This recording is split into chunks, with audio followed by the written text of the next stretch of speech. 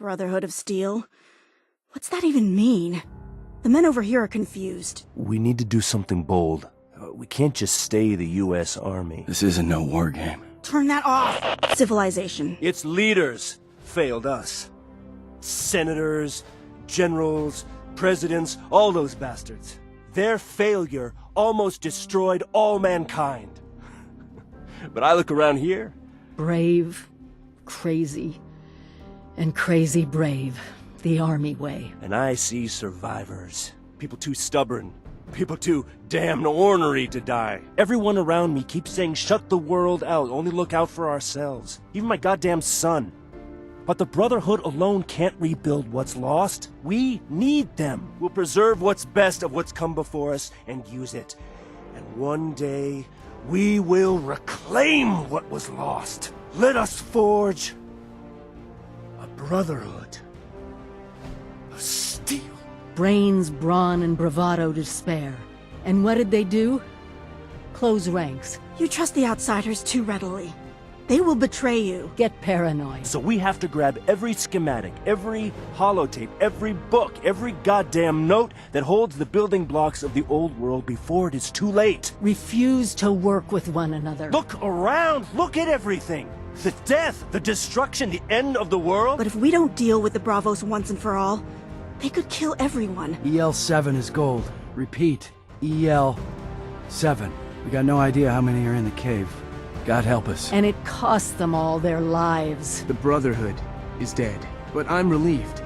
Relieved there is someone, anyone, alive. Target these cords. Find whoever made these things and... Ad Victoriam. Takano says the satellite's failing. So look to your left. Look to your right. Promise to give your all to protect them. And they will protect you. Make no mistake. This will be the toughest fight of our lives. But we will win. Because we're fighting for something. For each other. For our children. For civilization. And that's why I'm going out to die. Ad Victoriam. Scribe Grant signing out.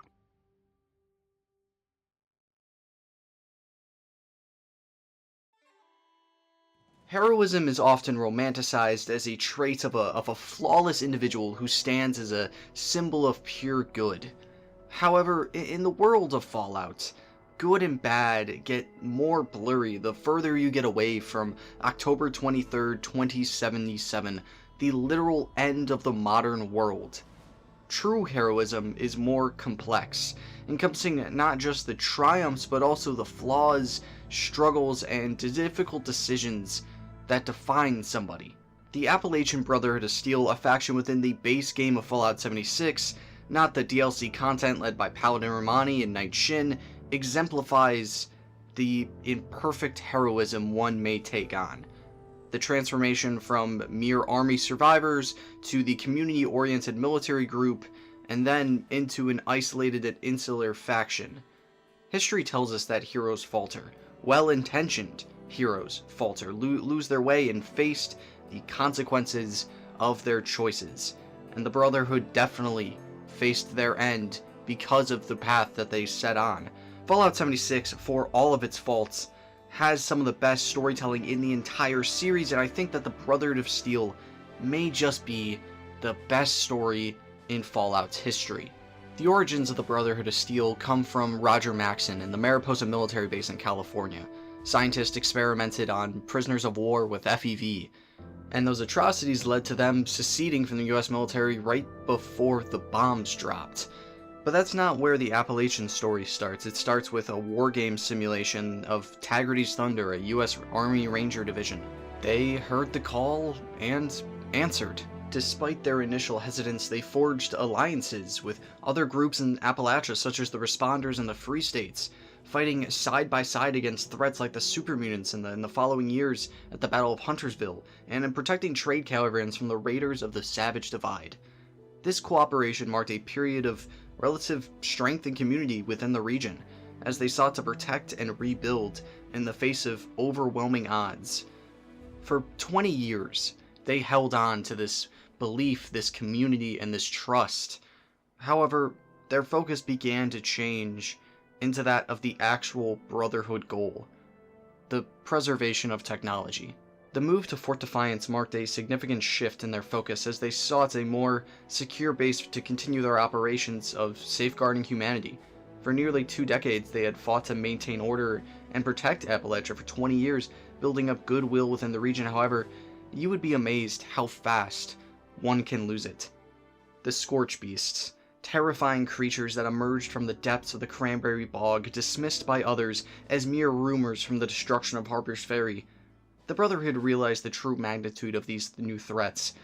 As their warnings fell on deaf ears, the Brotherhood found themselves increasingly isolated, forced to confront the Scorch Beasts alone. Their mission narrowed to a singular, desperate goal: to stop the Scorch at any cost, even as it drained their resources and pushed them to the brink of extinction. Letting their own leader walk out the door for Operation Touchdown, seeing the temporary results of their actions, and then doing nothing about it, not relocating, not searching for their lost brothers, but doing the human thing to do, of catching their breath, ended up being the start of a long death march. Without their leader, the rest fell even more isolated, denying any mission that wasn't going to stand and kill any Scorch Beast that headed their way. All missions were cancelled, all bases were pulled out of. Fort Defiance was, well, the last stand. This isolationism was the end of the Brotherhood of Steel. By the time other factions realized that the Scorched were a threat, it was too late for the Brotherhood.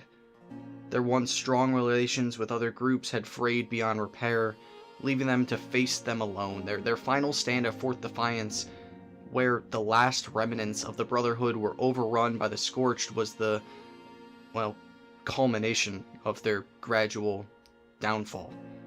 Scorch flooded into the bog and the mire.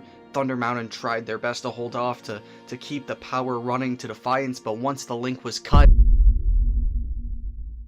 Brave, crazy, and crazy brave. In the end, the Appalachian Brotherhood's legacy is one of both triumph and tragedy. They fought valiantly to protect humanity from the Scorched, but their increasing isolation and mistrust of others ultimately led to their demise, and eventually the demise of the rest of the region. Their story serves as a cautionary tale about the dangers of losing sight of the larger community in pursuit of a noble cause, just as the Overseer claims. It also reminds us that heroism is not about being perfect, but about striving to do what is right even if you misstep. The Appalachian Brotherhood of Steel, with all of their flaws and failures, were heroes, even if nobody considers them such at the end. This is why I think this game is so fascinating, and wish we could see this all unfold in real time. But that is a story for another day.